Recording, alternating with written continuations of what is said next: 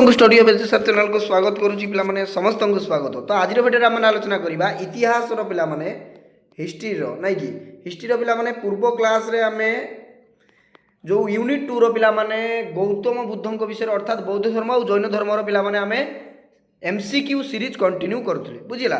तो ता परवर्ती तुम चैप्टर रही पे कलिंग युद्धर कारण और मौर्य शासन यार पे सिलेक्शन 50 एमसीक्यू प्रश्न देखा। और आउ गोटे कथा पे जो एमसीक्यू सीरीज तुम को आलोचना करुच्ची निश्चित भाव में बोर्ड परीक्षा जो तुम हिस्ट्री एग्जाम पे थुआई एमसीक्यू प्रश्न गुड़िक ए प्रश्न गुड़िक बहुत इंपोर्टाट पे बुझीगला। तो जी मुझे गौतम बुद्ध और जैन धर्म पर देती पे गोटे पिला कंप्लीट करदेव से एमसीक्यू सीरीज को देन आउ चिंता रही तार पे गोटे भी एमसीक्यू प्रश्न गौतम बुद्ध अर्थात बौद्ध धर्म और जैन धर्म जहाँ भी एमसीक्यू प्रश्न आसू पे तारी भीतर ही प्रश्न आसो। तेणु मुझे एमसीक्यू प्रश्न गुड़िक प्राक्ट करोची पे एमती सेमती एमसीक्यू नुहे जमारू एक लाइटली नब ना कहीं तुम मैंने ही प्रोब्लेम फेस कर बारंबार कहूँ पे जब 21 आउट ऑफ 21 रखार अच्छी ताले मो क्लास गुड़िक कर नचे तुम मैंने भिड छाड़ी जापर बुझीगला। ताले देख पे ये कलिंग युद्ध पर आम आलोचना करवा पूर्व देन चैनल को जो प्रथम थर आसान चैनल को एवं सब्सक्राइब कर ऑल नोटिफिकेशन ऑन करने जमार भूलु ना बुझीगला। तो पे हिस्ट्री को एग्जाम को जमारू लाइटली नियंतु ना कहीं पिलामानकर पाठ पढ़ार आग्रह धीरे धीरे कमी जाऊँगी बुझीगला। तो जहाँ जना पड़ूँ जे मुझे एमसीक्यू प्रश्न गुड़ा डिस्कसन कराऊँगी से माने केते कम पिला देखुं मुझे कहूना जे सब पिला माने पाखापाखि देख आर्ट्स रे कहवा गले मुझ धर एक्सपेक्टेड करुच्ची बुझीगला। तो तुम मानकर पिला माने केते पिला एग्जाम दौच केते पिला निजे अनुभव कर पिला माने केते देउछ तुम माने एग्जाम बुझी पारछ। तो तेणु बहुत कम पिला देखुछ कहीं ना तुम मान भीतर सीरियसनेस नाई फ्रेंड मान को शेयर करनो देख पिला माने एग्जाम को जमारू पिला माने लाइट न हाँ 5 तारीख अच्छी पढ़ी यही भली जो धारणा सेटा ही तुम को परवर्ती मुहूर्त में एग्जाम दिन तुम एग्जाम ही खराब होता है ये तुम खराब होता है। एग्जाम धर आमर 2 दिन पूर्व था कि 4 दिन पूर्व था आम आज प्रिपारेसन भल करवा ना आज आम जिते क्वेश्चन प्रैक्टिस करवा बुझीपार। तो बाउ डेरी न करी पे आलोचना करवा ये प्रथम प्रश्न पे रेडी एंड स्टडी स्टार्ट चलतु देखा मौर्य वंशर पे मौर्य वंशर प्रतिष्ठाता किए थे पे बहुत इंपोर्टाट प्रश्न ना मौर्य वंशर प्रतिष्ठाता किए थे अशोक ना बिंदुसार ना बिंबिसार ना चंद्रगुप्त मौर्य एक्सलेंट पे Chandragupta Maurya is the correct answer. Next Ashok पिता नाम कौन पे अशोक पिता नाम था बिंदुसार ना कि बिंदुसार। नेक्स्ट प्रश्न देख पे ये अशोक केउ अनुशासन कलिंग युद्ध विषय लिपिबद्ध होइछि केउ विषय पे लिपिबद्ध होइछि देख पे ये प्रश्न तुम मानकर 2025 परीक्षा रे आसीथिला ऑलरेडी ये प्रश्न बहुत इंपोर्टेंट प्रश्न पे तेणु केउ अनुशासन लिपिबद्ध करा जाइछि पे त्रयोदश ना कि त्रयोदश। नेक्स्ट प्रश्न कलिंग युद्ध केबे संगठित होइतिला पे कलिंग युद्ध 261 ख्रीष्टपूर्व ना कि 261 रे आमर संगठित होइतिला। नेक्स्ट प्रश्न केबे अशोक सिंहासन आरोहण करते पे बहुत इंपोर्टाट प्रश्न पे केबे ना ख्रीष्टपूर्व 273 बुझला 273। नेक्स्ट प्रश्न केबे अशोक अभिषेक उत्सव पालित होता पे ना ख्रीष्टपूर्व 269 पे मसीहा गुड़िक अर्थात ये जो ख्रीष्टपूर्व गुड़िक मने रखापी चेष्टा कर कहीं बहुत इंपोर्टाट प्रश्न गुड़िक निश्चित भाव में आसो जदि मन रोना पे तुम जहाँ भी हिस्ट्री डाउट अच्छी बुझे तो जहाँ भी पे हिस्ट्री डाउट अच्छी मत पर्सनाल कंटाक्ट कर तुम डाउट गुड़ क्लीयर करी कहीं कमेंट बॉक्स में रिप्लाई देवा मो पाखे संभव नहीं पे बिजी शेड्यूल भितर कार केमी कमेंट में रिप्लाई दूसरी बुझीगला। तो जहाँ डाउट अच्छी मत पर्सनाल कंटाक्ट कर मुझे फ्री थी तुम कल उठेबी रिसीव करी बुझीपार। नेक्स्ट प्रश्न केउ नदी कूल कलिंग युद्ध संगठित होता बहुत इंपोर्टाट प्रश्न और बहुत सहज प्रश्न देख दया नदी ना कि दया नदी आम समस्त जानी। नेक्स्ट प्रश्न अशोक समय कलिंगर मुख्य शासन केन्द्र केउठारे अवस्थित थिला तोसोली ठारे पिला माने एक्सलेंट उत्तर समस्त उत्तर तोसोली नहीं कि। नेक्स्ट प्रश्न समस्त मनुष्य मोर संतान बोली किए कही देख पे ये जो डेफिनेशन बुझल। तो ये डेफिनेशन गुड़िक बहुत इंपोर्टाट पे डेफिनेशन एग्जाम रे आसी थाए बुझीगला। तो किए कही ना अशोक पिला माने अशोक कही ये समस्त मनुष्य मोर संतान बोलिकी से कही नहीं कि बहुत बड़ सम्राट पिला। नेक्स्ट प्रश्न किए कही जहाँ राजा को भल लगे ताहा कौन उत्तम बोली विवेचना करा जाई पारिबो नाही किंतु जहाँ प्रजा मान खुशी कराए ताहा उत्तम बोली विचार करा जिवो। देख पे केते इंपोर्टाट तथ्यटी दिखाई किए कही देख यहाँ किए जहाँ राजा को भल लगे ताहा उत्तम बोली कौन आम विवेचना करें जोटा ଧର ମନ୍ତ୍ରୀଙ୍କୁ ଭଲ ଲାଗିଲା, ମନ୍ତ୍ରୀଙ୍କୁ ଧର ଭଲ ଲାଗିଲା ମୋତେ ଚିକେନ୍ ଖାଇବା ପାଇଁ ପସନ୍ଦ, କିନ୍ତୁ ଯାହା ପ୍ରଜାମାନଙ୍କୁ ଖୁସି କରାଏ ତାହା ଉତ୍ତମ ବୋଲି ବିଚାର କରାଯିବ। ବୁଝିଲା, ଖାଲି ମନ୍ତ୍ରୀ ଯଦି ଚିକେନ୍ ଖାଇବ ପସନ୍ଦ କରିଦେଲା ତାହା ହେବ ନାହିଁ, ପ୍ରଜାଙ୍କୁ ମଧ୍ୟ ଖୁସି କରିବା ଦରକାର, ପ୍ରଜାଙ୍କୁ ମଧ୍ୟ ଭଲ ଲାଗିବା ଦରକାର ଚିକେନ୍ଟି। ବୁଝିପାରୁଛ ତ କିଏ କହିଥିଲେ ପିଲାମାନେ? ଏଇଠି କୌଟିଲ୍ୟ କହିଥିଲେ, ନାଇଁ କି? କୌଟିଲ୍ୟ। ମଗଧ ଅନ୍ୟ କେଉଁ ନାମରେ ବେଶ ଜଣାଶୁଣା ପିଲାମାନେ? ନା ମଗଧ ପିଲାମାନେ ପ୍ରାଚୀ ନାମରେ ଜଣାଶୁଣା। Excellent excellent. ନେକ୍ସଟ ପ୍ରଶ୍ନ, ୟେସ୍ ୟେସ୍।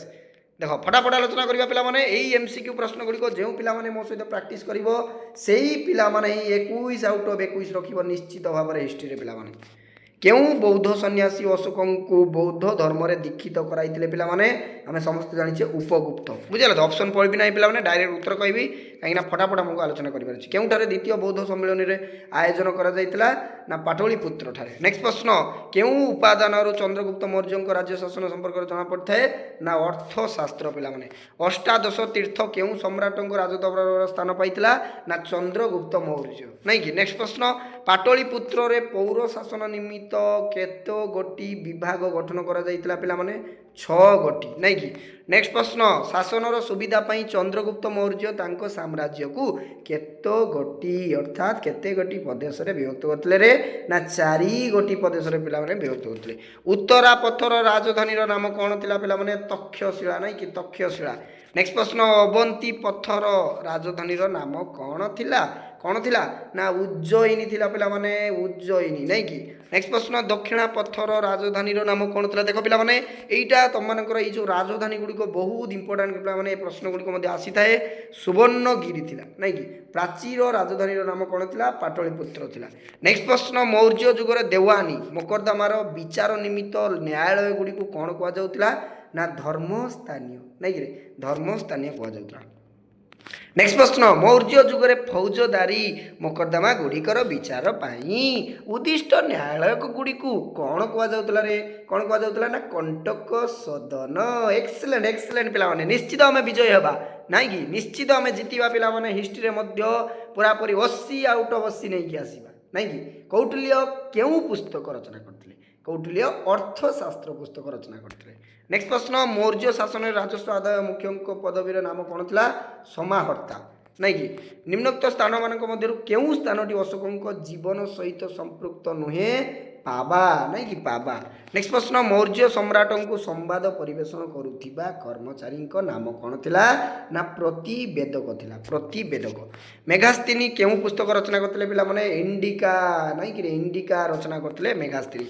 ମୌର୍ଯ୍ୟ ରାଜାଙ୍କର ଧର୍ମ ଉପଦେଷ୍ଟାଙ୍କୁ କ'ଣ କୁହାଯାଉଥିଲା? କ'ଣ କୁହାଯାଉଥିଲା? ନା ପୁରୋହିତ କୁହାଯାଉଥିଲା ପିଲାମାନେ। Excellent excellent. ନିମ୍ନୋକ୍ତ ମଧ୍ୟରୁ କିଏ ରାଜାଙ୍କର ମୁଖ୍ୟ ଉପଦେଷ୍ଟା ଥିଲେ? ନା ପ୍ରଧାନମନ୍ତ୍ରୀ ଥିଲେ ପିଲାମାନେ, ରାଜାଙ୍କର ମୁଖ୍ୟ ଉପଦେଷ୍ଟା।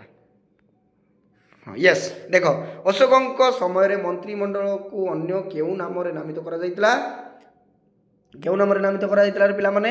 ନା ଏଇଠି ପରିସା। ନାଇଁ କି? ପରିସା ନାମରେ ନାମିତ କରାଯାଉଥିଲା। କାହାକୁ ଦେବାନଂ ପ୍ରିୟଦର୍ଶୀ ବୋଲି ଅଭିହିତ କରାଯାଇଥିଲା ପିଲାମାନେ? କାହାକୁ? ନା ଅଶୋକଙ୍କୁ। ନାଇଁ କି? ହଁ ୟେସ୍, ଅଶୋକଙ୍କୁ ପିଲାମାନେ କୁହାଯାଇଥିଲା। ନେକ୍ସଟ ପ୍ରଶ୍ନ 33 ନମ୍ବର ପ୍ରଶ୍ନ ଦେଖିବା ଏଇଠି। ୟେସ୍ ୟେସ୍, ହଁ ୟେସ୍। ଦେଖ, ଭୌଗୋଳିକ ଦୃଷ୍ଟିକୋଣରୁ କଳିଙ୍ଗ ରାଜ୍ୟ ମଗଧ ସାମ୍ରାଜ୍ୟର କେଉଁ ଦିଗରେ ଅବସ୍ଥିତ ଥିଲା? କେଉଁ ଦିଗ ଥିଲା ରେ? ପୂର୍ବ ଦିଗ। ଏକ୍ସେଲେଣ୍ଟ ଏକ୍ସେଲେଣ୍ଟ ପିଲାମାନେ, ପୂର୍ବ ଦିଗ। ନାଇଁ କି? ସିଂହାସନ ଆରୋହଣର କେତେ ବର୍ଷରେ ଅଶୋକ କଳିଙ୍ଗ ଆକ୍ରମଣ କରିଥିଲେ? କେତେ ବର୍ଷ ପୂର୍ବରେ? ନା 12 ପିଲାମାନେ, 12। ନାଇଁ କି? କଣ୍ଟକ ସଦନ କ'ଣ ଥିଲା ପିଲାମାନେ? କଣ୍ଟକ ସଦନ କ'ଣ ଥିଲା ରେ? ନା ବିଚାରାଳୟ। ନାଇଁ କି? ଏଇଠି ଥିଲା ପିଲାମାନେ ବିଚାରାଳୟ। ଏକ୍ସେଲେଣ୍ଟ। ଚନ୍ଦ୍ରଗୁପ୍ତ ମୌର୍ଯ୍ୟଙ୍କ ସାମରିକ ପରିଷଦରେ ସଦସ୍ୟଙ୍କ ସଂଖ୍ୟା କେତେ ଥିଲା? ସଦସ୍ୟଙ୍କ ସଂଖ୍ୟା ଥିଲା ପିଲାମାନେ ଏଇଠି ତମମାନଙ୍କର 30। ନାଇଁ କି ରେ? 30ଟି ପିଲାମାନେ ଥିଲା, 30ଟି।